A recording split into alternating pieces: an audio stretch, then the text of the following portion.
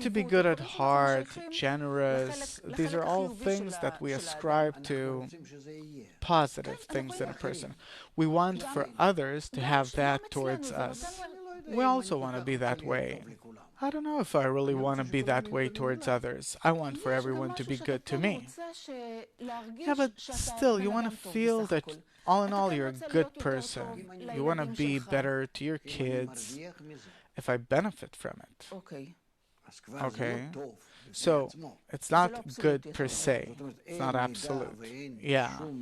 So, there's no measure or a form of expression, but towards what and towards whom is it happening? And usually, it's because a person considers these things with respect to his ego. So, there's no such thing as it's good to be generous or it's good to be loving. I don't see anything good about it. Can we divide people and say that there's a person who's born with good traits and another person is born with bad traits from birth? Depending on what do you mean by good or evil traits. There's someone who's willing to give everything up as a result of a certain weakness of his or because he was really born that way. He makes concessions all the time. Because of some inner fear or something, we have to understand that a person is the will to enjoy, the will to receive, an egoistic desire. It's a machine that's constantly concerned with feeling good. Feeling good, that's it. And then, with respect to that good state that that machine can depict for itself, it determines everything. Where in some case I can make concessions and really be courteous and caring because I see that as a result I'll benefit. And in some other case, I'll be very tough and the very opposite. So, in accordance with this approach, how should a person relate to those traits that he was born with, that nature created in him, positively, negatively? No. No. There's no good or bad unless we're not examining it with respect to a person that's always calculating what's good for him, but only if he can rise above himself and make the calculation towards others. Wait a second. I didn't exactly understand, but again, I have certain traits, you have certain qualities, yeah, it has different qualities. Each person is unique. There are some people that look and say, look at the load of bad things I got. And I look at you, look how you were born all smart and like this and like that. And I look at what I got. Were there some kind of return policy? I'd give them back. Am I wrong? Is it the wrong attitude towards what I have? Depends against what you measure it. There's no good or bad. From my experience in life, I see that I have certain qualities, traits that harm me.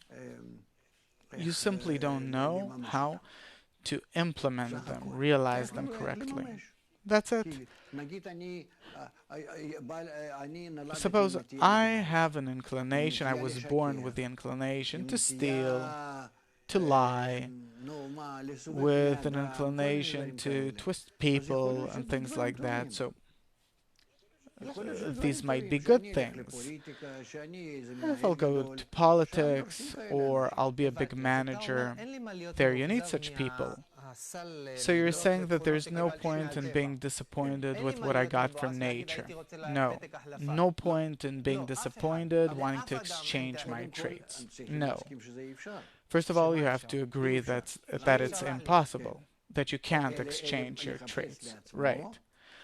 But a person has to look for ways to realize them. For that, you have today psychologists and counselors that examine a person, test him, aside from his IQ, also his inclinations and so on, and then they advise him what to do, what's more suitable for me.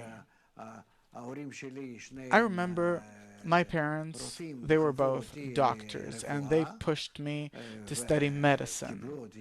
And I was accepted to the university, and I didn't want to be accepted, but they made it so that I was accepted. And 2 months later, I dropped out, and everyone agreed. I want to ask, I just talked about how do I have to relate to what I got from nature. This I understand. Now I want to ask, as a human society, as a human culture that always wants to advance to a better place, is it correct to say or determine that a person's certain characteristics or qualities or behaviors are good as opposed to others that are bad? A person, to begin with, when he's born? No, without relating to a certain person. But we're saying in general, this is a good person and this is a bad person. This distribution that we label certain qualities or behaviors as good or bad, is that correct to do? I don't know. Who are you talking about? If we're talking about a newborn baby that's growing up, then it's preferable for us to examine all of that baby's qualities, study who and what he is, according to how he, so to speak, came out of the oven, and then we'll see how do we have to handle him, care for him. Usually, when he gets to kindergarten, then we start seeing who and what he is. We see him as a certain personality. We start seeing his personality. And then we start saying, how do we have to manage him in order for him to become successful? Becoming successful meaning for him to do good to his environment, for the environment to enjoy him, and also he himself will enjoy his right attitude towards the environment. And this is what we want. What does a mother want of her child? For him to be accepted in a good and nice way, and for him to treat the environment in a good and nice way. And that will give him confidence and will keep him safe, and so on and so forth. Meaning, first of all, to equalize with the environment. This is what we first and foremost want for a child. The same goes for grown-ups, because we're failing there. First of all, when we look at a grown-up, at a citizen, we want for him to properly integrate in the environment, in society, in the country,